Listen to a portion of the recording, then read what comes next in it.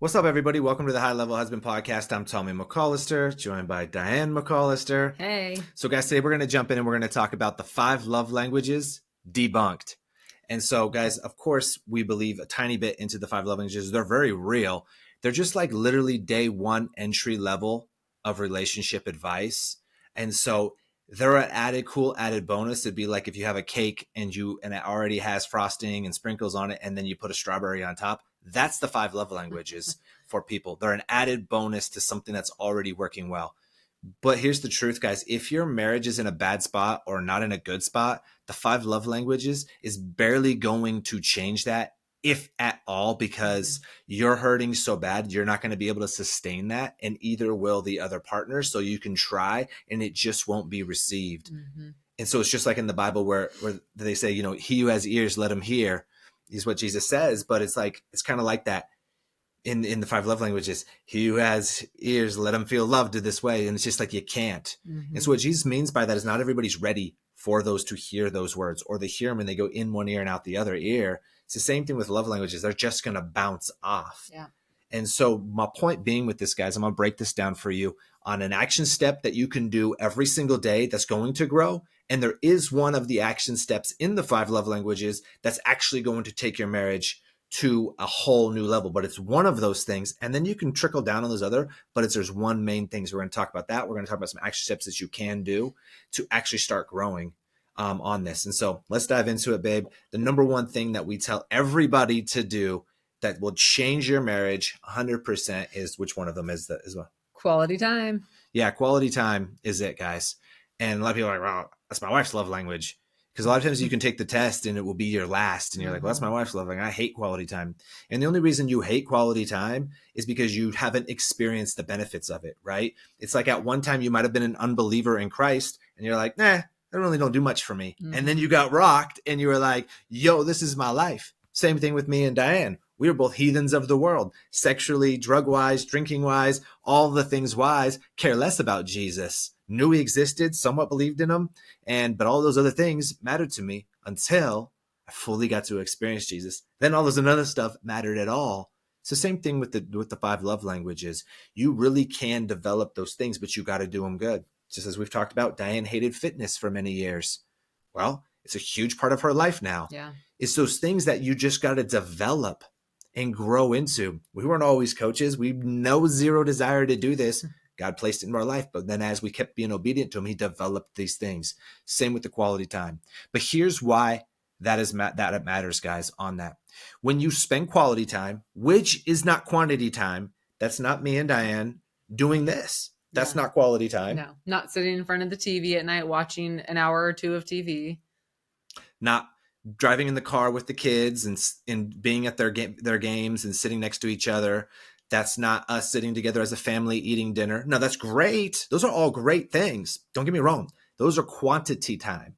Quality is where it's the two of you, no distractions, with no phones, no kids, no TV, no nothing, just the two of you locked in. Did you hear that? No phones. That's the two of you locked in. So that's why I no longer wear an Apple Watch, because you know how many times I was in a conversation with somebody and it would buzz and then I would look. It's disrespectful to them. You know how many times I've been in a conversation with somebody else and they have an Apple Watch and it buzzes and I'm just having a conversation with them and they look? Disrespectful to me because they go, oh, hold on a second. Oh, I need to see that it says, I'm getting a text message from Randy. It's like, who cares? Mm-hmm. That's a distraction, which shows me that your watch is more important than the words coming out of my mouth, or vice versa. So it's the same thing with phones. But the reason why that is when you have quality time, you get to know each other. Oftentimes people say, man, well, how do I grow my relationship with God? How do I get a deeper relationship with God? And it's always, well, read his word more, sit in solitude with him more, pray more, go to church, be in a men's group, do those things, spend more time with him, getting quality to know time with him. But you can't say, man, I don't really feel like I really know God. I don't really do much in my life. And I can ask you, well, how much time in the word do you have? Not really. Do you go to church? A couple times a year. Do you sit in solitude and just listen to God? Oh, no, I don't ever do that one. Well, do you pray? I mean, I pray from time to time, and it's like, okay, so you barely know God. those same principles apply to your marriage. Mm-hmm. Most of you listening to this, I could ask you, how much intentional time do you have with your spouse daily where you sit there and talk, whether that's on a walk, just the two of you, whether that's you just sitting on the couch or the back porch or whatever that is, just the two of you, and are intentional about it, not just randomly doing it. Most people say, oh, well, it's really hard because of our schedules. And then as soon as you start in with that, I can go, stop. Mm-hmm. You're saying that your schedule is more important than your spouse, because you can show me your bank account, you can show me your schedule, and I'll show you what matters the most in your life. So when you do this, you can you put this intentional thing there, you start growing together on all of that. It's the same thing with God. You'll grow with him the more time you spend with him on that. You get to know him. Mm-hmm. Same thing with your spouse. You get to know them. Yeah. And when you get to know your spouse, the cool part about that is you know all the parts of her, what she's thinking, what she's fearful of, anxiety about, what's going on in her life day to day, what's going on at work, all these different things. So then you know, and you can flow with the tide of her emotions or what she's dealing with or her excitements, and you can predict the future. So many men say, well, I'm not a mind reader. How do I know that you want that? I know everything that you want, and you know everything that I want. Because we talk about it. We spend that quality time every day. I know when my wife's going through something where I just have to, I can see the future on it. Mm-hmm. It'd be like in football. If you never watched game film of your opponent, you wouldn't know what their defensive tendencies are. Or if you're a defensive side of the ball and you never watch game film of your opponent, you wouldn't know what their tendencies are when they shift and they do this. If you watch game film, you can predict what they're most likely they're going to do. Same thing in marriage. How do you do that? By sitting in quality time with your studying game film, learning it, learning the other team, learning what their traits are, their strengths are, their weaknesses are, their habits are, all of that. Same thing in marriage. Yeah. When you sit with each other and you spend that time, you know all of that. Most couples don't even know each other, right, babe? Would you agree with that? They know hardly anything about each other. Yeah. Other than, like, I know they have this color hair. I know when their birthday is. I know a lot of their things from their past and all these other stuff. The only time they communicate half the time is talking about the kids or the bills or the random stuff that really doesn't matter and doesn't let you get to know each other at all. They know the logistics. Yeah. They don't really know, because we're all evolving and growing every single day. Because you're either growing or you're dying. You don't stay the same. And so the reason is, like, if she's dying, I don't know why or what's going on or how she's feeling if we're not having that quality time to share. Or if she's excited about something, I don't know because she's not sharing, or vice versa.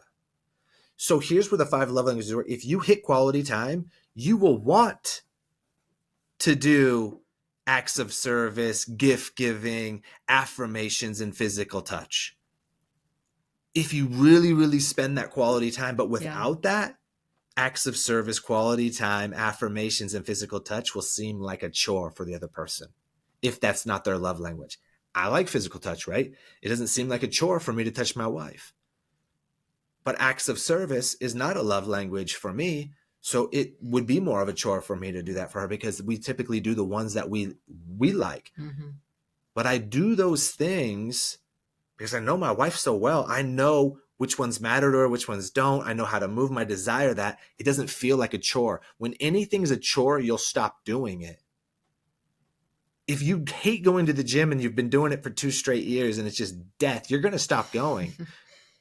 But if you eventually becomes a habit because you start loving it, and you'll keep going. Anything is like that in life, especially on those love languages.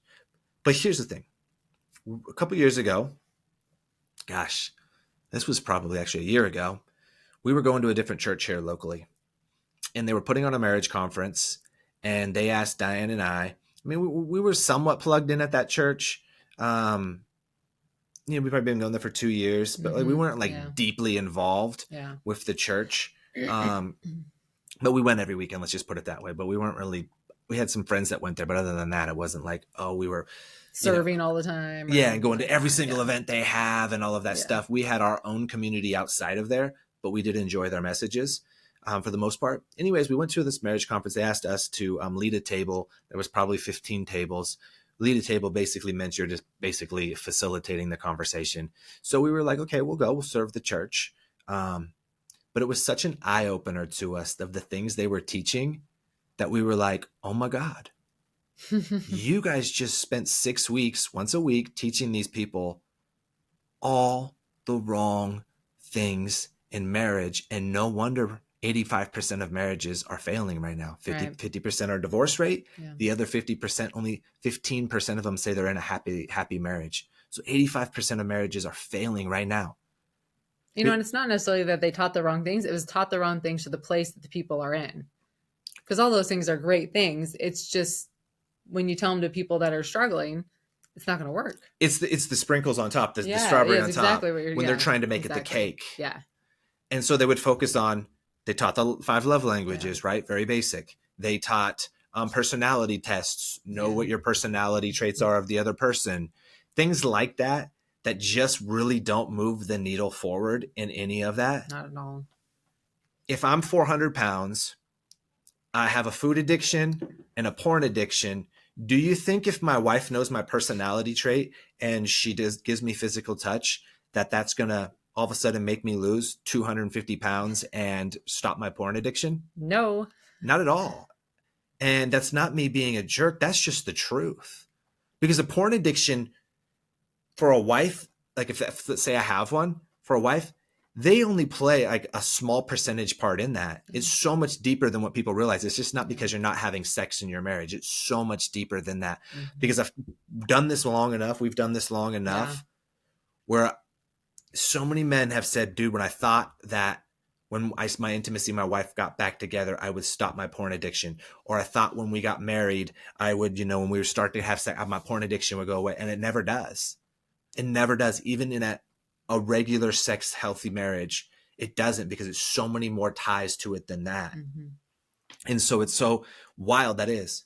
So you can't help people have a great marriage with the simple steps when they're hurting on the inside.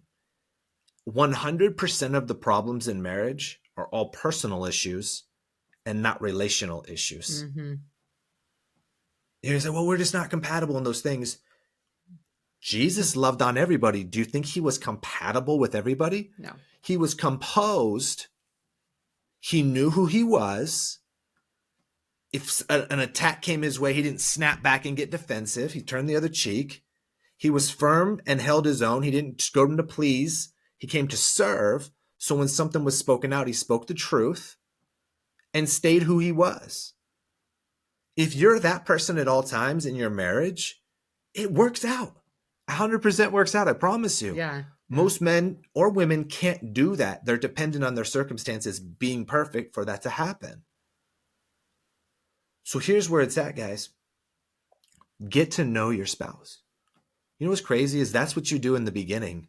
Yeah. You spend hours usually talking on the phone, going on dates, sitting there talking and having these conversations, getting to know each other, like going over your history, like everything that you want to know about that person. And then you stop doing it after a year, maybe.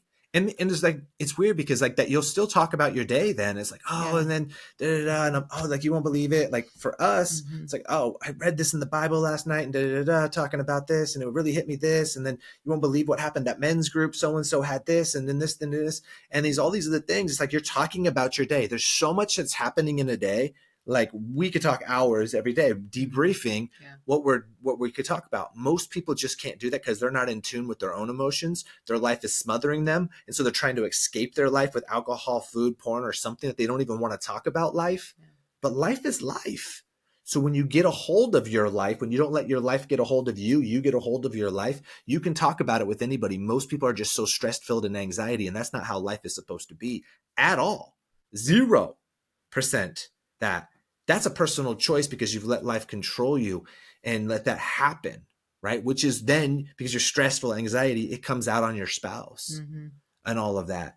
And so when you can get a hold of that, good things happen in the relationship on it. And so just in the beginning, you're just talking free flowing. But after a while, you stop doing that. The things that work in the beginning are the things that keep it going for the long term. Yeah.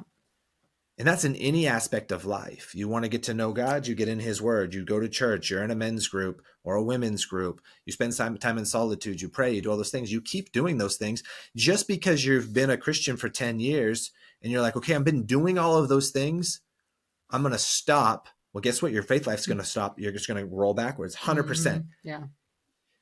You don't go, okay, but what's all these other techniques and things like that? You might learn a couple of little things, but most of the stuff, it's the basics. There really isn't much more than what I just said.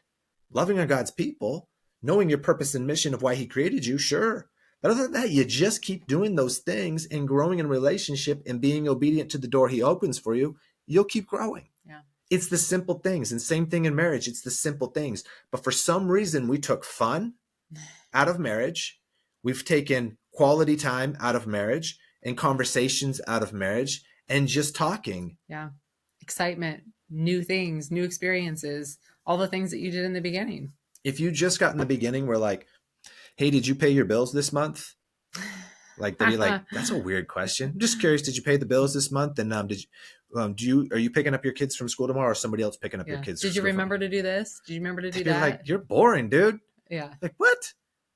You're not talking about any of that. You know they're paying their bills. You know the kids are getting picked up. Now, those are logistics in marriages that you have to talk about, but very small 0.0001% of the stuff. Yeah. You make sure they're handled out, but you get to know each other. And when you know each other, it's just free flowing and fun every day. Like, marriage is fun every day, all the time. It's like, what's that thing that you've said about having a slumber party with your best friend? You should be married to your best friend, right? Remember when you were kids? It's like, man, I can't wait to go stay over at Jeff's house. He's my best friend. We're gonna like hang out. We get to like do all this stuff. It's, man, like, yeah, you're super excited. You're supposed to marry your best friend. And it should be that exciting every single day, dude. We have a slumber party every single day. The cool part is your best friend also has a pretty hot body, and you get to have sex with them on top of it, on top of having fun and doing all these other things. Now, I'm not saying just have quality time. Still can watch movies and have fun. You still can go do all these other fun things together, but it starts with the basis of quality time, of talking. What we found is we don't even enjoy watching TV with each other anymore. No, we just want to talk. Yeah, we want to sit in conversations. Because we learn about each other, but we learn about ourselves. And I just know that from coaching guys. A lot of times when guys come on and we're coaching, they'll just be talking and they'll figure out the problems because they're just talking it out loud. And they're like, dude, I think I figured it out and you didn't have to say anything. I'm like, exactly. Or then I give them a perspective on top of it after I've listened. Well, it's the same thing that happens in here. We just get to know each other so well. I call this journaling out loud. Instead of journaling in the book and get to know yourself, I journal out loud with Diane. I get to know myself and she gets to know me. Well, then vice versa, same thing, guys. It's a double win. So here's the thing. Action step. Every day, guys. 20 minutes every single day. 20 minutes minimum every day. So key, babe, on that one. 20 minutes every single day. Literally every single day. Not 4 days a week, not 5 days a week. 5 days a week is 71%. Do you want a 71% marriage? No. Every single day with your spouse.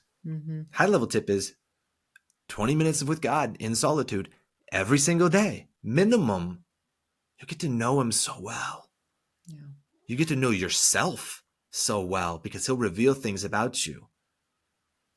And you'll just have the greatest guru ever running your business, running your marriage, running every aspect. He'll tell you all the tips.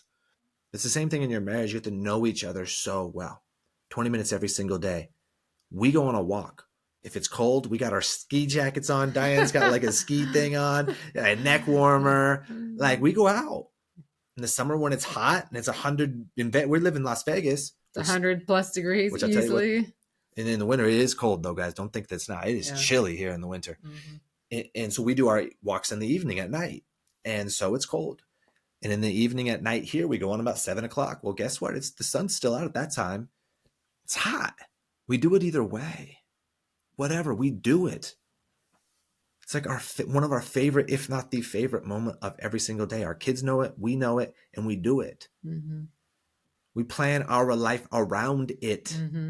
Most people plan the most important things: quality time with their spouse, time in the Word with God, prayer, all that other stuff, around their life instead of their life around the things that actually matter. Yeah. Because your life won't matter if you don't have a relationship with God and you're not in the Word, and you're not spending solitude with Him, you're not praying. Your life will not matter. All that other stuff you're doing. You won't be raising good, healthy, spiritually and emotionally rich kids. You'll be raising broke kids because they're seeing a crappy marriage and they're seeing parents who are broken. And then you're setting them up for failure. Yeah. That's why, unfortunately, this is going to hurt. When you see an obese parent, you see an obese kid. You see a broken marriage, you will see kids that will most likely have broken marriages. Set them up for success. If you don't spend quality time with your spouse, the love languages, none of that other stuff will matter. It'll move the needle up just a little bit. It's like sometimes, we're in health and fitness, people go, have you ever seen those testosterone boosters? I'm thinking about getting on one. And it's like an herb, and it's going to raise your testosterone by like 0.5%. I'll tell you what, it ain't going to make a difference. No. Nothing is going to make a difference in that. Yeah. 0% will you feel that. Raise your marriage up 1%. You will not feel it. It won't matter because you're doing those other stuff. Quality time above everything else. Mm-hmm. Date night. You have to be able to create memories. If you can't think about all these new memories you have to create about, what do a lot of people love in life to talk about? Past times. Oh, you remember when this happened or this happened? That was so funny. Such a good time. All these other things. Are you creating new awesome memories with your spouse right now? Chances are it's no. Yeah. We were talking about a date we went on. We were talking about this with somebody the other day. We went because we live in Las Vegas, so about 25 minutes from the Strip. We don't gamble. We don't love any of that debauchery, but it's every now and then it's cool to go down there to like a good restaurant or something like that, or just walk around, people watch, or go to like one of the shows, not the experiences that are like free outside of them, because we don't really go to shows because they're a little unclean. And so I was telling somebody there was this time me and Diane were down there, and she had this black skirt on, and we were walking up this staircase, and she flashed me her booty in it, and it was such a moment. There was just such chemistry going on. It was a simple date that was 25 minutes from our house. Mm-hmm. And then, yes, you're going to be like, well, that's the Las Vegas Strip. It didn't matter. It was Las Vegas Strip. It was the staircase. It could have been on the sidewalk down the street from our house. Right. And so just when you do those things, it's important. Now, don't base your whole relationship off a date night. I don't like date nights for that reason, because people are like, okay, sweet, once a week, I'm going to get a date night. That means only once a week you're actually getting to know each other and spending quality time. And what do people do with their faith life? Once a week, go to church, and they think they're going to have a great life with God. Yeah. You're wrong. Yeah. Quality time every day. Both of those. Now, church is great as an addition to what you're doing on the daily. Date nights are great as an addition to your quality time daily, because you're going to create new memories on those things. It's free. Quality time is free, and a date night is free too. You can go out to a longer excursion. Hey, babe, let's go for a hike. Free. Yeah. Let's go here. Let's pack a picnic, lunch, something to do. Those are all basically free. Yeah. Now, if you have the funds to do all that, like, dude, let it rip. I was talking with somebody the other day. He said, would you rather spend $250 on a date night a week, or would you rather spend $250 on a counseling session per week? Like, date night. It's like, totally invest in your marriage. Yeah. That's what people don't see quality time as. They don't see date nights as. They don't see going out and doing fun things as an investment. Mm-hmm. Those are investments. Just going and throwing axes together as a couple isn't just something fun. It's an investment into your marriage. Yes. People want to take, well, I got to look at my stock options and my 401k, and I got to put some more money in there this month. And it's like, sweet. Well, have you invested in your marriage? Have you guys done anything for your marriage?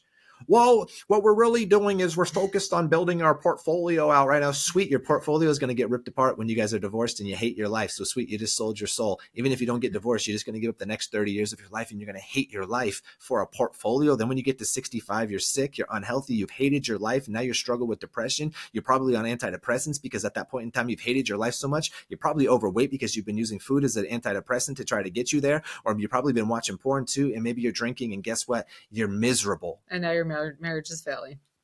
Invest in that. Yeah. Those things will take care of themselves. This is just as much as important as that. The Bible says, do not worry about tomorrow, for tomorrow will worry about itself.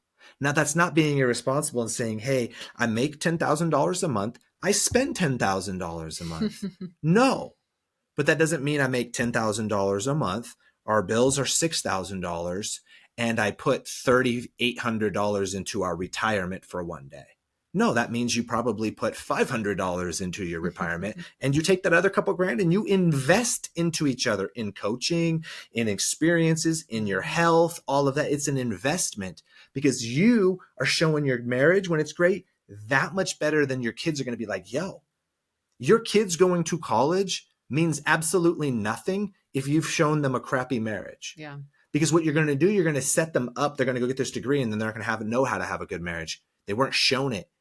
I will tell you about 95% of the people that are in our program. So they say, I was never shown how to have a good marriage. Yes. We know what they were shown how to do. Go get a college degree. How's that working out for you? Well, I ended up going to college. Now I have student loan debt. And then this, then I actually didn't even do anything that I went to college for. Cool. The only thing you learn how to do is drink beers and have sex with other people. And have a debt. Like, dude, it's pointless. Yes. But you know what you can do? You can invest in each other. And it's investing in your kids. That's setting them up for a legacy of emotional and spiritual well-being. Mm-hmm. Finances take care of themselves, but the world wants you to focus all on finances. More. You need more trips, more bags, more money, more house, bigger this, bigger that, boats, all of this. Your kids need to get the most expensive, most job that's going to make the most amount of money and just keep grinding. And it's like, dude, it's more. That doesn't bring happiness. I'm all about getting the bag, but for the right reason to fund the kingdom. Sure to invest in our marriage. Sure to have those things, right? But ain't about anything else than that. It's not to try to buy any bit of happiness. Yeah. When you have quality time with your spouse, Diana said this so many times that we could just live in a car and we would be extremely happy if it was the two of us. I could live in a tiny home, a little shack, as long as I had him. Because we're just so enjoyable with each other. Yeah. That's what Paul was so happy when he was in prison. Yeah. Because he still had God. Those extra aren't necessities. It's time to break the chains from your life. Yeah. Paul, when he was arrested in Acts, was thrown into prison, and it said he was singing and praising, and guess what happened? The chains broke off his hands. You mean you telling me he got thrown into jail, and he was singing and praising? Come on. He did, and the chains broke off his hands, and the doors opened up. That's what will happen when you can sing your spouse's praises because you actually know them. But if you don't actually know them and you're praising them for things that they don't actually even care about, it's going to fall off. But if you actually know them, I can tell Diane certain things. We just did it the other night, right? And I said, babe, I loved it today we're in a discipleship program. I said, babe, I loved it today when you did this, and this. And I shared it with her in front of our kid. Yeah. And she was, and then I shared it the next day on a coaching call, honored her again. Did that make you feel good? Absolutely. But had I said, hey, babe, you know what? You sure made a good lasagna last night. That's not going to go that far. I'm just going to remember that I like my lasagna. Yeah. Thanks for, babe, thanks for making me a lunch today. But him honoring me on something that he noticed that I was doing, that's a conversation that we could have. And that's something I'm always going to remember. The point of that is the things that I honored her for were things that she struggled with for years, shed tears on, opened up to me about that were struggles. And then when I've seen her grow through those and overcome them, I'm acknowledging that. I'm pouring into her on those things. I'm encouraging her. We've prayed through those because I know her. Yeah. But if I don't know her, I can't help her. Yeah. I can't honor her for things that I know have been huge things in her life. It's just like with men, like I guess you're going to recognize this. Your wives sometimes don't have any idea how much territory you're taking at work, how stressful it is, or how much you actually do because they have no idea. Guess what? Because you don't share any of that with them. Or if you do, it's like in complaining and whining, and it's like nobody wants that. So guys, I'm telling you, 20 minutes every single day, no matter what. If you have young kids, and put them in the stroller and go with you. But if they're being annoying, wait till they go to bed and do it afterwards. Put them in front of the TV. I hate to do that, but your marriage is more important. It's 20 minutes. When their one episode gets done, you're done. You tell them, hey guys, this is mommy and daddy's time where we're going to go and have some time, quality time together. We're going to be right here on the back porch. We'll be able to see you. Do not come and ask for a snack or a drink or anything like that. It's 20 minutes. We'll be back in. Does that understand? They might interrupt a few times. Honey, we told you, do not come out here. Yeah. If you ask it again, you're going to be on timeout or whatever your guys' punishments are. Sit in there. And you will start that routine. Guess what? From a young age of 3 or 4, they will start watching mom and dad do this just as our kids did. And now they know that every night we do this and it's a part of their life. And what will they do when they get married? They'll probably implement the same thing. They know the steps. So every day, do that. Focus. But when you do that, it will be odd at first, but you will have to get vulnerable and you have to open up. It takes time. Takes time to get to those spots. You do it for every single night for 30 days, 60 days. You're going to get to know each other tremendous, but do it for 6 months and a year. You're going to get to know each other even better. Do it for 5 years. You're going to know each other ridiculous, but you're changing and growing every day. But if you only do it for a week and it's hit or miss, it's going to stay at that uncomfortable, weird spot. Just as if you don't like to work out and you only go to the gym 3 days a week, you're really not going to grow and it's going to stay uncomfortable. Mm-hmm. But if you do it all the time, you'll get so good at it. Just like people who've done do ice baths. It's so easy after a while because you've just done it so much. But if you only do it hit or miss, dude, that water is freezing. Brutal. And the thought process before it talks you out of it. But if you do it every day, it's like it's not that big of a deal. Sure, you're like, here we go, but you jump in and you're good. So that's what we're telling you guys. You have to do this. These will change your life, but you have to do these things. Start doing it. Obviously, there's a lot of other things that can play a factor in this, your personal relationship with Jesus and all these other things. And we're going to dive into a lot of other things that will help implement this, though. But do not argue in it. It's not what it's about. Don't talk about the kids and about the bills in this. Mm-hmm. Start to talk about what you're feeling, your desires, your fears, anything. Goals, dreams, what you're learning in the Bible, past what God's memories that you've had together. It's just so much. There's so much happening every day. You'll realize all the cool things that are happening every day when you talk about them, instead of you just living it and then vegging out on your phone and TV. Yeah. Then you're not even actually get to talk about it and realize how much is actually happening in your life. Mm-hmm. So they'll get to know you. They'll get to appreciate you. They'll affirm you because they'll get to see how hard that it actually was for you to achieve that goal, that there was fear and pain on that for you to achieve that goal.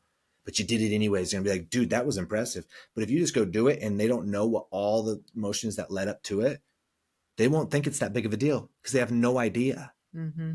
So it's such a huge, important one, guys. We love you. Please, if you want, we just would love that you rate this podcast 5 stars, or if you're on YouTube, give us a subscribe. It really means the world to us. If you want coaching, click the link below. If not, keep listening to this. We love you guys. God bless you. Bye.